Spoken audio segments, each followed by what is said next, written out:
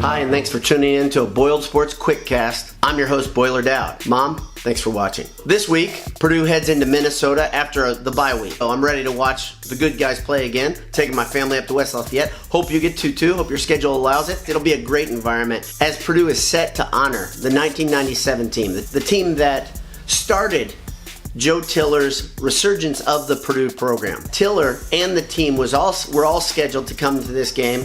There were supposed to be some surprises. Breeze and some other guys were going to be on campus for the day. Of course, Coach's death kind of changed all the plans. I think it'll be a very emotional day. I think it'll be a little bit tough, honestly, for some of us to watch it. It'll be gut-wrenching, but at the same time, I can't wait. I can't wait to see this team honored. I can't wait to see Coach Tiller honored. And they're going to talk about how they're going to honor Tiller going forward. Joe Tiller Field is one thing they're talking about. A statue and some other things are also being brought up. Today we've got three big questions as we head into the Minnesota game.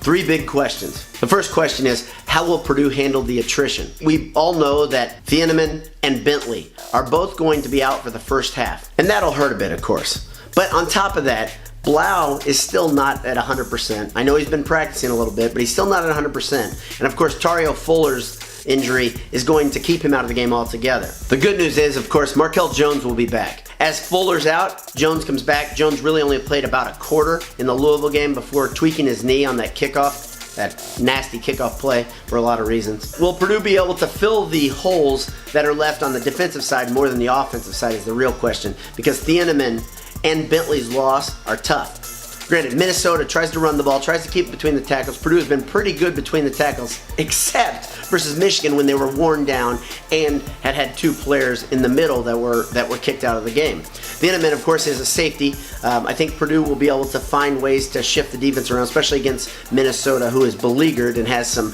problems with attrition of their own. We'll get to that in a second. Here's the second question. Will the Purdue coaches be able to exploit the attrition on the other side of the ball? Minnesota has injuries in the defensive backfield, in their skill positions, and at their quarterback positions. Specifically, their defensive backfield is pretty decimated. They're down in the 2s and 3s. They're also down a center. They're playing their second string center, and their first string center won't play for the rest of the season. And their quarterback, it's really changed their game plan, I'm told. I haven't watched a ton of Minnesota. What I've seen hasn't impressed me, even when they were playing with different players. They're trying to keep their quarterback clean, keep him healthy, which is pretty unusual because Minnesota and Fleck like to use the quarterback on the run. Will Purdue's coaches be able to exploit the fact that Minnesota's playing a different style of football? They're trying to bring in a lot of bodies, a lot of guys that haven't had a ton of experience. So we'll see what happens. Question 3.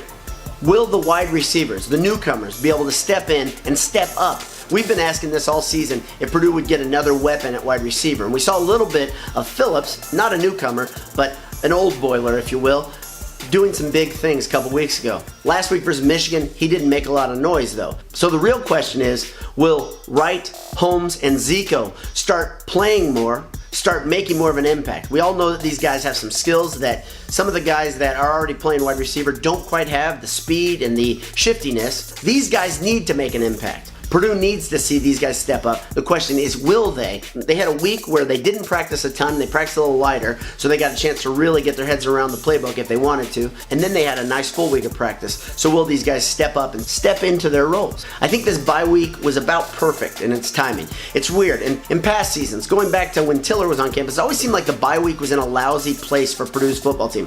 This week, it couldn't have been better. Maybe that's because Purdue is so thin. We've been talking about this since the spring. We'll know if this bye week timing was as good as I think it was come Saturday. Thanks for tuning into a Boiled Sports Quickcast. This has been 3 Big Questions, brought to you by MartinVintage.com. Martin Vintage t-shirts, of course. They got some more stuff coming out this fall, so keep an eye on the website, MartinVintage.com. Enter BOILED when you check out for 20% off. I'm Boiler Dowd. Thanks for tuning in. BS all the time.